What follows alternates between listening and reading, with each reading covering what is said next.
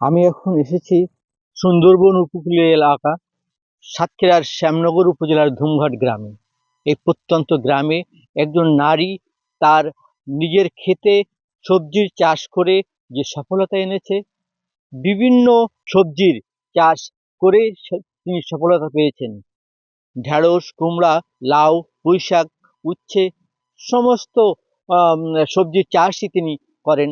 এমনকি 22 রকমের সিম এবং ঝাল 10 রকমের বিভিন্ন প্রকৃতির ঝাল তিনি উৎপাদন করেন। এবং শুধু উৎপাদনই করেন না, তিনি এর বীজ সংরক্ষণ করে বীজ বিনিময়, বীজ বিতরণ, বীজ বিক্রি সবকিছুই তিনি করে সফলতা, নারী উদ্যোক্তা হিসেবে সফলতার উচ্চ জায়গায় পৌঁছেছেন। এবং সেখান থেকেই তিনি নারী জয়িতা হিসাবে উপজেলা থেকে শুরু করে জেলায়, জেলা থেকে শুরু করে বিভাগীয় পর্যায়ে পুরস্কৃত হয়েছেন। তার এই পুরস্কৃত হওয়ার নেপথ্যের কাহিনী আমরা শুরু থেকে শেষ পর্যন্ত জানবো সেই অল্পনা রানীর কাছ থেকে। কৃষিকাজে যে শীত বর্ষায় যে সবজিগুলো, যেমন ঝিঙা, তরুল, কুশি, লাউ, বরবটি, উচ্ছে, মিষ্টি কুমড়া, ছিম, ডাঁটা শাক, আর শীত বর্ষায় তো আছে যে শীতের লাল শাক, পালং শাক, অন্য অন্য যে সবজিগুলো সবগুলোই আমার বাসায় চাষ করি। বার্ষিকীর উদ্যোগে আমি বিচি রাখেছি, এই বাসায় চাষও করি। আর এর থেকে আমি যে জয়িতা পুরস্কার, আজকে এই কৃষির থেকে আমি জয়িতা জেলা, উপজেলা, বিভাগ পর্যায়ে, এমনকি জাতীয় পুরস্কারও পাইছি। আমার এই কৃষিকাজের নিজের উদ্যোগটাই আমি এগিয়ে যেতে পারিছি আর কি। নিজের বসত ভিটা আছে 1 বিঘা, নিজের পুকুরও আছে, একটা কলও বাসায় রাখেছি। আমার লবণতার কারণে তো আমার এই যে আবহাওয়া পরিবর্তন হয়, আমরা তো সম্পূর্ণ উপকূলীর মানুষ, তার জন্য আমরা পদ্ধতি ভাবে চাষ করি। অনেক সময় যে বিভিন্ন পদ্ধতি আছে, যেমন বস্তা, ক্যারেট, পুরানো বালতি, এইভাবে পদ্ধতি ভাবে চাষ করি। আর বাড়ির যে বসত ভিটা, আমি কোথাও আঙ্গিনা ফেলেই রাখি না, 12 মাসই সবজি লাগাই, 12 মাসই বীজ সংগ্রহ করি।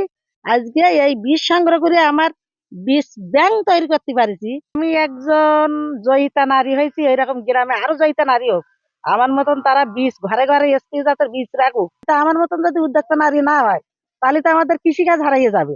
আমরা আজকে নারীর হাত ধরে ট্রেনিং করেছি যে এইভাবে কৃষিকাজ করো, এইভাবে জৈব বালাই তৈরি করো, এইভাবে আমরা যেন কীটনাশকের থেকে বেরিয়ে আসতে পারি, রাসায়নিক সার থেকে কিভাবে বেরিয়ে আসতে পারি, এইগুলো তাদের হাতে কলমে আমি ট্রেনিং করাচ্ছি গ্রামে।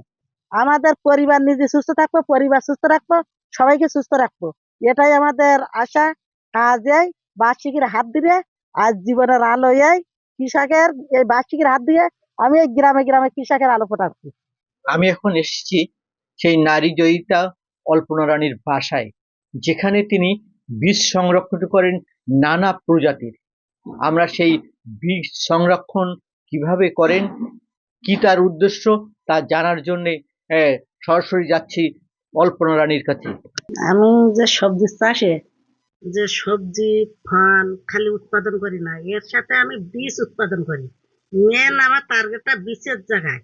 যে দেখা যাচ্ছে যে এখন কৃষক আমরা হারিয়ে যাচ্ছি, কোম্পানির কাছে বাজারের দিকে আমরা এখন হারিয়ে গেছি।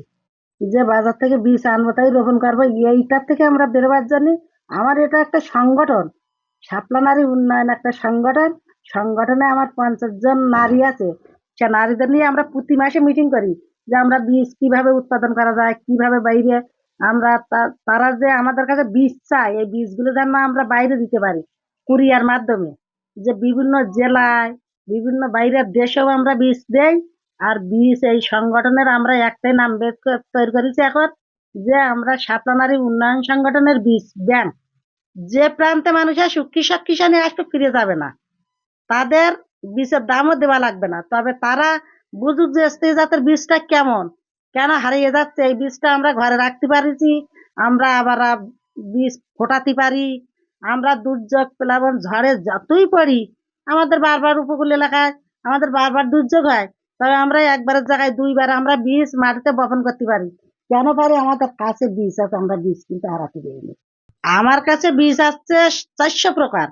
যেমন যদি স্বাভাবিক ধানে যাই, ধানের একটা নাম ধান, কিন্তু সে ধানের 162টা জাত।